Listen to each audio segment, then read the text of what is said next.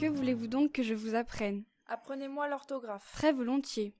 Après, vous m'apprendrez l'almanach pour savoir quand il y a de la lune et quand il n'y en a point. Soit, pour bien suivre votre pensée et traiter cette matière en philosophe, il faut commencer selon l'ordre des choses, par une exacte connaissance de la nature des lettres et de la différente manière de les prononcer toutes. Et là-dessus, j'ai à vous dire que les lettres sont divisées en voyelles, ainsi dites voyelles parce qu'elles expriment les voix, et en consonnes, ainsi appelées consonnes parce qu'elles sonnent avec les voyelles, et ne font que marquer les diverses articulations des voix. Il y a 5 voyelles ou voix, A, E, I, O, U. J'entends tout cela. La voix A se forme en ouvrant fort la bouche. A. Ah, oui. La voix E se forme en rapprochant la mâchoire d'en bas de celle d'en haut. A, E. Ah, ma foi, oui. Ah, que cela est beau. Et la voix I en rapprochant encore davantage les mâchoires l'une de l'autre et écartant les deux coins de la bouche vers les oreilles. A, E, I. A, E, I. Cela est vrai, vive la science. La voix O se forme en rouvrant les mâchoires et rapprochant les lèvres par les deux coins, le haut et le bas. O. Oh, il n'y a rien de plus juste. A, E, I, O. Cela est admirable. I, O. L'ouverture de la bouche fait justement comme un petit rond qui représente un O. Oh, vous avez raison. Oh, ah, la belle chose que de savoir quelque chose. La voix U se forme en rapprochant les dents sans les joindre entièrement et allongeant les deux lèvres en dehors, les approchant aussi l'une de l'autre sans les joindre tout à fait. U.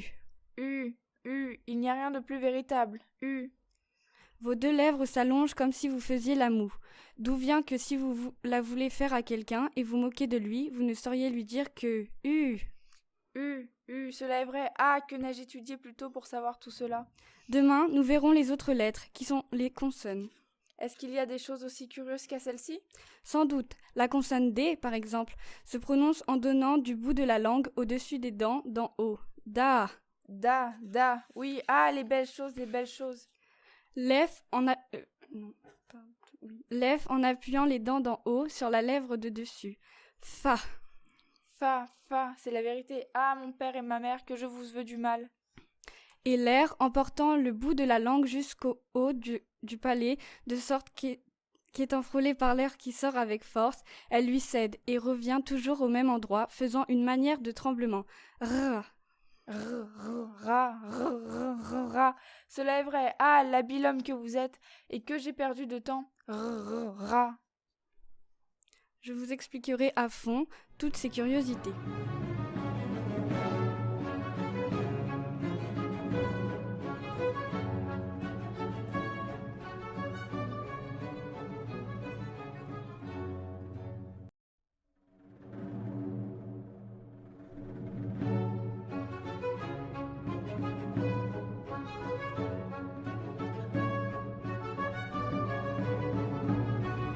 Je vous prie, au reste, il faut que je vous fasse une confidence. Je suis amoureux d'une personne de grande qualité, et je souhaiterais que vous m'aidassiez à lui écrire quelque chose dans un petit billet que je veux laisser tomber à ses pieds. Fort bien. Cela serait galant, oui. Sans doute. Ce sont des vers que vous lui avez écrits ? Non, point de vers. Vous ne voulez que de la prose ? Non. Je ne veux ni prose ni vers. Il faut bien que ce soit l'un ou l'autre. Pourquoi ? Par la raison, monsieur, qu'il n'y a que pour s'exprimer que la prose ou les vers. Il n'y a que la prose ou les vers ? Non, monsieur. Tout ce qui n'est point prose est vers, et tout ce qui est point vers est prose. Et comme l'on parle, qu'est-ce que c'est donc que cela ? De la prose. Quoi ?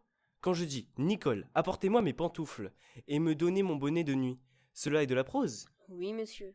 Par ma foi, il y a plus de 40 ans que je dis de la prose sans que je n'en susse rien. Je vous suis le plus obligé du monde de m'avoir appris cela. Je voudrais donc lui mettre dans un billet « Belle marquise, vos beaux yeux me font mourir d'amour ». Je voudrais que cela fût mis d'une manière galante, que cela fût tourné gentiment. Maître, que les feux de ses yeux réduisent votre cœur en cendres, que vous souffrez nuit et jour pour elle, les violences d'un... Non, je ne veux point tout cela. Je ne veux que ce que je vous ai dit. Belle marquise, vos beaux yeux me font mourir d'amour. Il faut bien étendre un peu la chose. Non, vous dis-je. Je ne veux que ces seules paroles-là, dans le billet.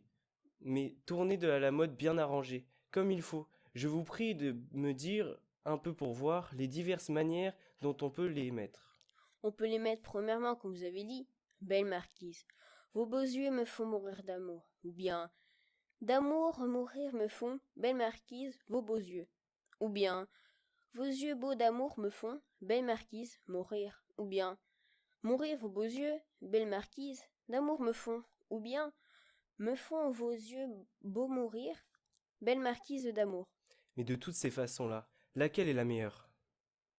Celle que vous avez dite, belle marquise, vos beaux yeux me font mourir d'amour. Cependant, je n'ai point étudié, et j'ai fait tout cela du premier coup. Je vous remercie de tout mon cœur, et vous prie de bien vouloir venir demain, de bonne heure. Je n'y manquerai pas. Comment? Mon habit n'est point encore arrivé? Non, monsieur. Ce maudit tailleur me fait bien attendre pour un jour où j'ai tant à faire. J'enrage que la fièvre cartaine puisse serrer bien fort ce bourreau de tailleur. Au diable le tailleur, que la peste étouffe le tailleur. Si je le tenais maintenant, ce tailleur détestable, ce chien de tailleur-là, ce traître de tailleur, je...